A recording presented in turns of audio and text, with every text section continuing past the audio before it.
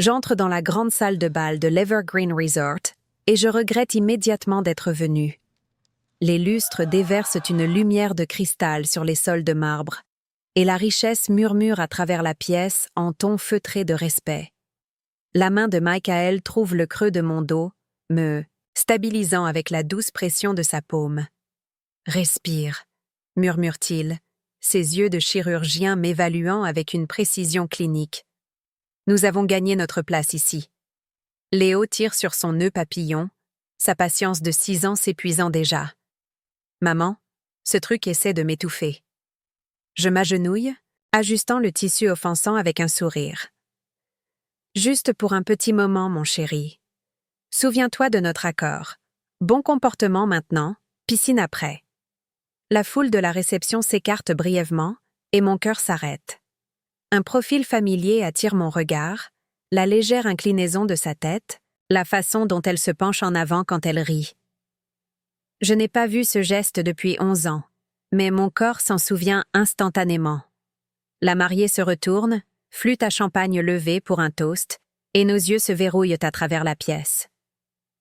Grace, ma sœur. La flûte à champagne tremble, légèrement dans ma main, le seul signe extérieur du tremblement de terre qui se produit à l'intérieur de moi. Je n'avais pas reconnu le nom Daniel Brooks dans l'invitation. Je n'avais pas fait le lien. J'avais supposé que Grace utilisait encore notre nom de famille Collins. Son allaitement traverse, la conversation ambiante comme une lame. Les têtes se tournent, la musique continue, mais une bulle de silence se forme autour de nous, s'étirant à travers la division. Derrière elle, le visage de mère se vide de toute couleur, puis devient cramoisi. Père se déplace de manière protectrice vers Grace, ses larges épaules créant une barrière entre nous, comme il l'a fait toute notre vie. « Que fais-tu ici » Mère siffle, assez fort pour que les invités proches se retournent avec des yeux curieux. La honte familière monte dans ma gorge. Pour un battement de cœur, j'ai 21 ans à nouveau, debout sous la pluie avec une valise, sans abri et seule. Michael avance, sa voix ferme mais mesurée. Ma femme est une invitée. Elle est la PDG de Mednova. Nous avons été personnellement invités par le marié. Le nom Mednova ondule à travers le groupe de professionnels de la santé à proximité. J'entends des chuchotements, vois la reconnaissance naître dans leurs yeux. PDG ? Une femme dans une robe bordeaux se tourne vers son compagnon. C'est Amber Collins ? La pluie trempe ma veste fine alors que les mots de père résonnent dans ma mémoire. Si tu es trop ingrate pour aider à la clinique, ne reviens pas. Le claquement de notre porte d'entrée ponctue sa phrase, finale comme le marteau d'un juge. Maintenant, je me tiens droite en Valentino, la pluie un souvenir lointain. La fille effrayée est partie. À sa place, se tient une femme qui a construit quelque chose à partir de rien, qui a refusé de disparaître. Le docteur Daniel Brooks s'approche, la confusion plissant son front. Son regard va du visage figé de Grace à mon visage composé. « Vous connaissez la PDG de Mednova ?» Il dirige cette question vers mes parents, puis se tourne vers moi avec un intérêt croissant. Nous essayons de nous associer avec eux depuis des mois. Votre système de surveillance des patients révolutionne les soins post-chirurgicaux. Grace tente un sourire, mais il vacille au bord. Mère et père échangent des regards chargés de panique. Les chuchotements parmi les invités du mariage deviennent plus forts, plus insistants. Je pourrais faire une scène. Je pourrais exposer 11 ans de mensonges. Je pourrais dire à Daniel comment ils ont dit à tout le monde que j'avais échoué à l'université, comment ils m'avaient peinte comme irresponsable tout en empochant mon argent de scolarité au profit de Grace. Le pouvoir est enfin mien.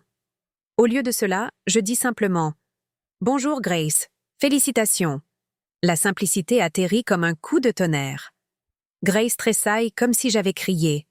La main de Michael revient à mon dos, une question silencieuse. Rester ou partir? Léo me regarde, innocent au courant, sous-jacent qui tourbillonnent autour de nous. Maman, est-ce que cette dame en robe blanche est ton amie? Le regard de Daniel s'aiguise. Il regarde entre Grace et moi, sa nouvelle épouse, et l'étrangère qui n'est clairement pas une étrangère. Grace. Sa voix porte confusion et les premières notes de « suspicion. Je pensais que tu avais dit que ta sœur était. » Sa voix s'estompe, la phrase inachevée suspendue entre nous. Les yeux de Grace vont frénétiquement entre son nouveau mari et ses parents. Pour la première fois de ma vie, je la regarde lutter pour trouver des mots. Avez-vous déjà marché dans une pièce et immédiatement regretté? Le mouvement intelligent serait de saisir ma famille et de partir discrètement. Laissez Grace avoir son jour parfait. Laissez les chiens qui dorment dormir. Mais parfois le regret n'est que la peur portant un masque. Et j'ai arrêté d'avoir peur il y a longtemps. Et voici ma femme Grace. Daniel rayonne, ses bras glissant autour de sa taille. Diplômée de Stanford et l'esprit brillant gérant la pratique médicale de sa famille dans le Vermont. Je me tiens à 3 mètres, mon champagne intact, regardant ma sœur hocher la tête avec modestie alors qu'elle est présentée à un groupe de médecins. Ses boucles d'oreilles en perles attrapent la lumière quand elle incline la tête. Un geste que je reconnais de l'enfance, ou un signal quand elle est sur le point d'étirer la vérité. La clinique Collins sert notre communauté depuis 30 ans, dit-elle, la voix parfaitement modulée entre fierté et humilité. Nous nous spécialisons en médecine familiale avec quelques soins gériatriques. Michael touche mon coude, attirant mon attention sur la conversation se déroulant à côté de nous. Une femme aux cheveux argentés en élégant tailleur-pantalon étudie mon badge. Mednova? Ses yeux s'élargissent. Vous êtes Amber Collins? Votre présentation au sommet médical du mois dernier était brillante. Le système de surveillance des patients que vous avez développé change les protocoles de récupération post-chirurgicale dans 3 États maintenant. 4 en santé. Fait. Je souris. Nous venons de finaliser la mise en œuvre avec le réseau hospitalier de Northwestern. De l'autre côté de la pièce, Grace bredouille une réponse sur les tendances de la thérapie plaquettaire. Le médecin qui la questionne échange un regard subtil avec son collègue. Je pensais que le programme médical de Stanford s'était éloigné de cette approche il y a 3 ans, dit-il, le front plissé. Le rire de Grace flotte d'un ton trop aigu. Eh bien, vous savez comment ces débats académiques se passent. Certains professeurs s'accrochent aux méthodologies traditionnelles plus longtemps que d'autres. L'expression de Daniel change presque imperceptiblement, se resserrant autour des yeux, un léger retrait de son bras de sa taille. Il remarque l'incohérence. Amber, la voix derrière moi appartient à mon père, 11 ans plus vieux mais impossible à confondre, le même ton autoritaire qui m'envoyait autrefois courir pour répondre au téléphone à la clinique après l'école pendant que Grace pratiquait le piano. « Tu dois partir », dit-il, se positionnant entre moi et le reste de la pièce. « Tu gâches la journée de Grace. » Michael se raidit à côté de moi, mais je place une main apaisante sur son bras. « J'ai été invitée par Daniel », je réponds, ma voix basse mais ferme. « Peut-être devriez-vous expliquer pourquoi cela vous contrarie. » Le visage de père rougit. Le costume cher qu'il porte ne peut pas dissimuler l'homme en dessous, un médecin de petite ville dont l'autorité s'arrête aux frontières de sa propre pratique. Ne joue pas l'innocente. Toi qui te présentes comme ça, exhibant ton, quelle que soit l'entreprise que tu prétends diriger. Mednova n'est guère une prétention, Dennis. Michael avance, chaque centimètre le chirurgien formé à Harvard. La conférence de technologie médicale à Boston le mois dernier présentait votre fille comme oratrice principale. Ces systèmes de surveillance sont dans 27 hôpitaux à l'échelle nationale. Un invité proche se retourne à cela, reconnaissant clairement le nom de l'entreprise. De l'autre côté de la pièce, ma mère plane près de Grace, essayant désespérément d'éloigner les collègues de Daniel de ma direction, ses mains voltigeant comme des oiseaux paniqués. Trop tard.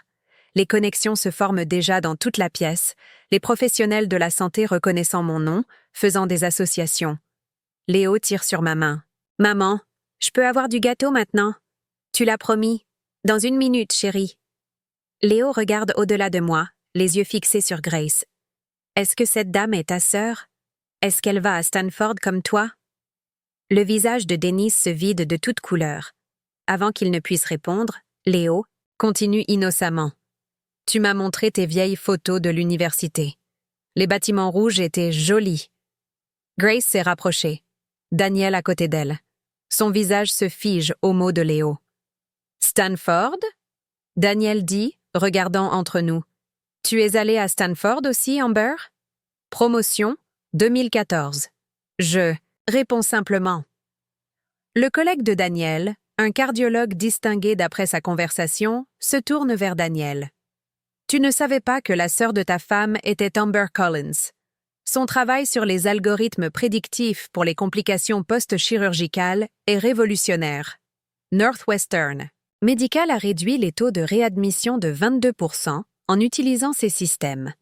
Le poids de 11 ans de mensonges s'installe visiblement sur les épaules de Grace. Elle tend la main vers le bras de Daniel, mais il s'éloigne légèrement, son attention maintenant entièrement sur la conversation professionnelle qui se déroule autour de moi. La pluie tambourine contre la fenêtre de mon dortoir alors que je fixe le relevé bancaire. Le chiffre ne calcule pas. Mon fonds universitaire épuisé, transféré vers un compte que je ne reconnais pas. Le même jour, un colis arrive de Grace avec des photos de ses vacances, de printemps à Cancun, le voyage que je ne pouvais pas comprendre comment notre famille pouvait se permettre. Je secoue le souvenir, me concentrant sur le présent. Daniel a tiré Grace à part, leur chuchotement chauffé visible de l'autre côté de la salle de bal. Son visage reflète une confusion croissante, puis l'incrédulité, puis quelque chose de plus dur alors qu'elle s'agrippe à sa manche. « Tu m'as dit que tu avais obtenu ton diplôme de Stanford, » dit-il, la voix s'élevant juste assez pour porter. « J'y suis allé, je n'ai jamais entendu ton nom mentionné par aucun des professeurs. » La réponse de Grace vient frénétiquement. C'était surtout de l'apprentissage à distance, un programme spécial qu'ils avaient pour. Stanford Medicine n'offre pas de diplômes à distance. La voix de Daniel est devenue froide, jamais eue. La couleur se vide du visage de Grace alors qu'elle réalise que sa vie soigneusement construite commence à s'effondrer. Ses yeux vont autour de la pièce, atterrissant sur les miens avec désespoir. Daniel recule d'elle, redresse sa cravate et se retourne. Avec des pas délibérés, il traverse la salle de bal loin de Grace, directement vers moi. Derrière lui, les yeux, suppliants de grâce, suivent. Une femme se noyant regardant sa dernière bouée de sauvetage s'éloigner. Daniel me guide loin de la foule avec une main douce sur mon coude. Ses doigts tremblent légèrement contre ma peau, la seule indication que le médecin posé est secoué. « Trouvons un endroit plus calme, » dit-il, sa voix stable. Mais ses yeux revenant là où Grace se tient avec mes parents, leurs têtes penchées ensemble dans une conversation urgente. Nous nous installons dans une petite alcôve au bord de la salle de bal. 2 chaises moelleuses, une petite table entre nous. L'éclairage tamisé projette des ombres sur son visage, soulignant les angles aigus de confusion gravés là. « Je m'excuse pour la gêne », commence-t-il, redressant son nœud papillon. J'ajuste. Ces mots s'estompent, incertain de comment encadrer le gouffre de questions entre nous. « Tu ne savais pas que Grace avait une sœur. » Je finis pour lui, gardant ma voix neutre. Les yeux de Daniel s'élargissent. « Elle a mentionné une sœur une fois, mais a dit que tu avais abandonné l'université après un semestre, que tu ne pouvais pas gérer la pression et que tu avais disparu. » La vieille blessure palpite, mais je ne bronche pas. Des années de négociations en salle de conseil m'ont appris à garder mon visage composé même en saignant intérieurement. J'ai obtenu mon diplôme summa cum laude, je dis simplement, tout en travaillant 3 emplois. 3 emplois? Son front se plisse. Le matin dans un café, le soir au bureau de réception de l'hôpital, les week-ends dans un centre d'appel. Les souvenirs reviennent, l'épuisement profond jusqu'aux os, s'endormir sur les manuels, la poussée incessante vers l'avant. Je me suis payé l'école à temps partiel, sans soutien familial. Chaque mot atterrit comme une pierre entre nous, les ondulations se propageant vers l'extérieur. L'expression de Daniel passe de la confusion au calcul, l'esprit analytique du chirurgien réévaluant tout ce qu'il pensait savoir. « Stanford » demande-t-il, nommant son alma mater. Je secoue la tête. Community College d'abord, puis Université d'État. Je ne pouvais pas me permettre Stanford après avoir découvert que mon fonds universitaire avait été Je fais une pause, choisissant mes mots avec soin. Réaffecté. À l'éducation de Grace, conclut-il. Les pièces se mettant en place. La salle de bal autour de nous se brouille, alors que les souvenirs remontent à la surface, dormant sur le canapé bosselé de Sarah pendant 6 mois, me douchant au YWCA quand le petit ami de Jamie m'a mise à la porte, mangeant des ramen pendant des semaines pour économiser pour les manuels. L'humiliation de demander des extensions au professeur parce que je ne pouvais pas rester éveillée après des triples quarts de travail. L'hôpital où je travaillais à la réception, je continue. C'est là que j'ai rencontré Michael. Il était résident alors. Je me souviens clairement de cette nuit, penchée sur des manuels d'administration de la santé pendant ma pause, dîner, l'épuisement tirant sur mes paupières. Michael s'arrêtant à mon bureau, curieux des diagrammes complexes que j'avais esquissés dans les marges. « Tu comprends la théorie du flux de patients de Kellerman ?» avait-il demandé, surpris. « Elle est imparfaite », avais-je répondu sans lever les yeux. Le goulot d'étranglement n'est pas l'admission, ce sont les exigences de documentation entre les départements. Il avait tiré une chaise et nous avions parlé jusqu'à la fin de ma pause. Le lendemain, il apportait du café et des questions sur mes idées pour rationaliser la surveillance des patients. En quelques mois, nous développions le prototype qui deviendrait le produit phare de Mednova. Daniel se penche en avant. « Et Mednova ? Grace a mentionné que tu travaillais dans un bureau quelconque. » Je ne peux m'empêcher le petit sourire qui touche mes lèvres. Nous avons commencé dans notre appartement, il y a 7 ans. Le chiffre d'affaires du dernier trimestre était juste en dessous de 400 millions de dollars. De l'autre côté de la pièce, je repère mes parents flanquant Grace comme des sentinelles. Dennis fait de petits cercles, son visage rouge de colère, tandis que Margaret agrippe le bras de Grace, ses jointures blanches de tension. Ils lancent des regards frénétiques dans notre direction, chuchotant urgemment. Ils vont essayer de nous séparer bientôt, je dis calmement. Daniel suit mon regard. Il semble préoccupé. Michael s'approche de nous, téléphone discrètement positionné sur son côté. Je reconnais sa stratégie, documenter le comportement tout en paraissant décontracté. Une mesure de protection que nous avons apprise après des années de navigation dans des environnements commerciaux hostiles. « Tout va bien ici ?» demande-t-il. Ses yeux de chirurgien effectuant une évaluation rapide de mon bien-être. Juste en train de rattraper le temps perdu, je réponds, la gratitude réchauffant ma poitrine. L'homme debout à côté de moi, stable, brillant, me considère comme je suis, pas comme le récit pratique de ma famille. Comme sur commande, Margaret se précipite vers nous, sa voix modulée pour porter.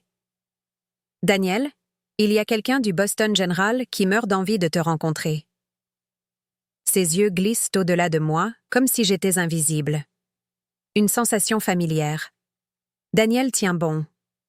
Dans un moment, Margaret, Amber et moi avons une conversation importante. Le sourire de ma mère se raidit. Toujours en quête d'attention, notre Amber. Elle se tourne vers le groupe d'invités le plus proche. Elle a toujours été jalouse des accomplissements de sa sœur. La déclaration pend dans l'air comme de la fumée, âcre et étouffante. Plusieurs invités bougent mal à l'aise, les yeux allants, entre nous. Je reste assise, le dos droit, le visage composé. La main de Michael repose sur mon épaule, une encre silencieuse. Quand la porte de la salle de bain se ferme derrière moi 20 minutes plus tard, je ne suis pas surprise de trouver Grace déjà à l'intérieur, réappliquant du mascara avec des mains tremblantes. Nos yeux se rencontrent dans le miroir. « Pourquoi me fais-tu ça ?» elle demande, la voix se brisant sur le dernier mot. Je me lave les mains lentement, délibérément. Faire quoi, exactement? Ruiner mon mariage, faire douter Daniel de tout. Les larmes strient son maquillage, soigneusement appliqué. Je ne fais rien, je réponds doucement. J'existe simplement. Grace claque sa baguette de mascara sur le comptoir en marbre. Tu étais censé rester partie. Pour la première fois, je vois la peur derrière sa colère, la terreur d'un château de cartes commençant à s'effondrer. Ils ont dit à tout le monde que tu avais abandonné, continue-t-elle, les mots se déversant comme une confession. que tu ne pouvais pas gérer la responsabilité, que tu étais... Et pourtant me voilà. J'interromps, gérant pas mal de choses. Quand j'émerge de la salle de bain, mon sang-froid est intact. Je retourne aux côtés de Michael, à la chaleur de sa main trouvant la mienne. Grace suit quelques minutes plus tard, maquillage fraîchement appliqué, mais quelque chose d'essentiel s'est brisé derrière ses yeux. Je le remarque immédiatement, le changement subtil dans la pièce. Les invités du mariage dérivent progressivement vers nous, attirés par une curiosité authentique. Un neurochirurgien discutant d'innovation en surveillance des patients avec Michael. Une administratrice d'hôpital me glissant sa carte. Votre système de surveillance post-opératoire a réduit nos taux de complications de 30%, me dit-elle. Nous aimerions explorer l'expansion de sa mise en œuvre. Daniel se tient à mon coude, attentif à la conversation, posant des questions perspicaces sur la technologie de MedNova. Sa nouvelle épouse plane à la périphérie, désamarrée. Père s'approche, les épaules carrées pour la bataille. « Daniel », interrompt-il bruyamment. « C'est le mariage de Grace. Concentrons-nous sur ses accomplissements. » Le silence qui suit remplit la pièce comme de l'eau, noyant tout le reste. Tous les yeux vont entre Daniel et Dennis, puis vers Grace, dont le sourire s'étire finement sur son visage. Personne ne parle. Personne n'a besoin de le faire. Parfois, le silence contient plus de vérité que n'importe quel mot ne pourrait exprimer. Je tends ma flûte à champagne à moitié vide à un serveur qui passe et vérifie ma montre. Nous sommes restés assez longtemps. Michael attrape mon regard à travers la pièce où il s'extrait d'une conversation avec un chirurgien orthopédiste enthousiaste. Son léger hochement de tête confirme que nous sommes sur la même longueur d'onde, comme toujours. Partons-nous maintenant? Léo tire sur ma main, l'espoir illuminant ses yeux. C'est l'heure de la piscine? Oui, mon chéri, juste une chose de plus. Je sors une petite enveloppe couleur crème de mon sac. À l'intérieur repose un certificat d'action MedNova. Pas de l'argent qui change une vie, mais assez pour faire une déclaration. Voici qui je suis maintenant, pas la fille désespérée qu'ils ont jetée. Michael nous rejoint, sa main trouvant le creux de mon dos. Prête? Presque. Je balaie la pièce du regard à la recherche de Daniel. Le pauvre homme mérite un peu de courtoisie le jour de son mariage, même si ses beaux-parents ne le méritent pas. Nous le trouvons près du bar, regardant Grace, avec une expression que je reconnais trop bien, les premières traces de doute s'infiltrant dans ce qui devrait être la certitude. Ma sœur travaille la pièce avec un charme pratiqué, mais maintenant je remarque comment elle tressaille légèrement quand des termes médicaux entrent dans la conversation, comment rapidement elle redirige. Nous partons. Je dis à Daniel, offrant l'enveloppe. Félicitations encore. Il la prend avec une chaleur authentique. Merci d'être venu, surtout compte tenu d'eux. Ses yeux dérivent vers mes parents, qui planent à proximité comme des vautours encerclant une proie, blessée. J'apprécie l'invitation. Je le pense. Clore ce chapitre compte plus que je ne le réalisais. Daniel se penche plus près, la voix tombant. J'aimerais visiter MedNova un jour. Professionnellement. Nos yeux se rencontrent, la compréhension passant entre nous sans mots. Il sait. Peut-être pas tout, mais mon assistante organisera ça. J'offre ma carte de visite, consciente de Grace nous regardant, son sourire se fissurant au bord comme de la vieille porcelaine. Mère glisse vers nous, armure sociale fermement en place. Amber a toujours été si motivée, dit-elle à un invité proche avec une légèreté calculée. Bien sûr, elle avait des avantages que nous ne pouvions pas offrir à Grace. L'inversion flagrante de la vérité m'aurait blessée autrefois. Maintenant, c'est presque comique. Quels avantages étaient-ce, Madame Collins? Michael demande innocemment. Les 3 emplois en se payant.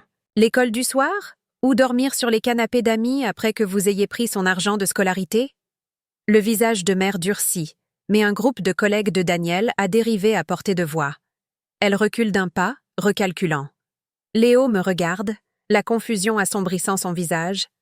Ce ne sont pas ces gens ta famille, maman? La question fait taire tout le monde à portée d'oreille. Simple, direct, involontairement dévastateur. Je m'agenouille à son niveau. Ce sont des parents, mon chéri. La famille est différente. Père choisit ce moment pour s'approcher, gonflant sa poitrine comme il le faisait quand j'étais jeune et facilement intimidée. Tu ne peux pas simplement revenir dans nos vies et... Je ne suis pas intéressée à revenir dans quoi que ce soit. Ma voix traverse son bluff avec une finalité tranquille. Je ne suis pas ici pour vous exposer ou me réconcilier avec vous. J'ai construit ma propre vie, ce qui est exactement ce que vous m'avez forcé à faire quand vous m'avez montré la porte. L'image surgit sans invitation. La pluie trempant ma veste, le poids de ma valise, la liberté terrifiante de n'avoir plus rien à perdre. Derrière moi, Léo tripote son nœud papillon encore. Michael pose sa main sur l'épaule de notre fils, le stabilisant comme il m'a stabilisé toutes ces années quand je pensais me noyer. « Merci », je dis à mes parents, les faisant cligner des yeux de confusion. « Merci de ne pas m'avoir donné une chance. Vous m'avez fait construire la mienne. » Le visage de mère se tord entre rage et préservation sociale. Pour une fois, elle ne trouve pas de mots. Je prends la main de Léo. Michael tombe au pas à côté de nous alors que nous faisons notre sortie, sans hâte, digne, complète. Pas de déclaration dramatique, pas de scène larmoyante. Juste le pouvoir tranquille de s'éloigner entier. Les chuchotements nous suivent comme une pluie douce, mais contrairement à cette nuit il y a 11 ans, ils ne me touchent pas. J'ai construit un parapluie d'accomplissement qui me protège de leur tempête. Dans le hall, Léo se libère et tourne avec un ravissement enfantin. C'est l'heure de la piscine. 10 minutes pour se changer, et je vous rejoins là-bas. Michael lui dit, ébouriffant ses cheveux. Alors que nous traversons vers les ascenseurs, j'attrape notre reflet dans le mur de marbre poli, une famille de 3, solide et connectée. Derrière nous, à travers les portes de la salle de bal, j'aperçois Daniel regardant notre départ, puis se retournant vers sa nouvelle épouse, avec de nouvelles questions dans les yeux. Certains mariages marquent des débuts. Celui-ci marque une fin, la libération finale des attentes que je n'ai jamais eu besoin de remplir, l'approbation que je ne cherche plus, et la douleur que je refuse de porter en avant. Léo appuie sur le bouton de l'ascenseur avec une détermination enthousiaste. On monte. Oui. On monte en effet. La lumière du soleil traverse les fenêtres du sol au plafond de mon bureau, projetant de longues ombres sur les sols, en béton poli. 1 mois s'est écoulé depuis le mariage de Grace, mais le souvenir rôde encore dans les coins de mon esprit comme un rêve à moitié oublié. Je parcours la proposition de partenariat du Boston Memorial, un contrat valant 8 chiffres étalé sur mon bureau. Le système de surveillance des patients de Mednova a réduit les complications post-chirurgicales de 37% dans leur essai. Les chiffres ne mentent pas. Les chiffres ne font pas de favoritisme. La voix de mon assistante Meredith crépite dans l'interphone. Le docteur Daniel Brooks est ici pour vous voir.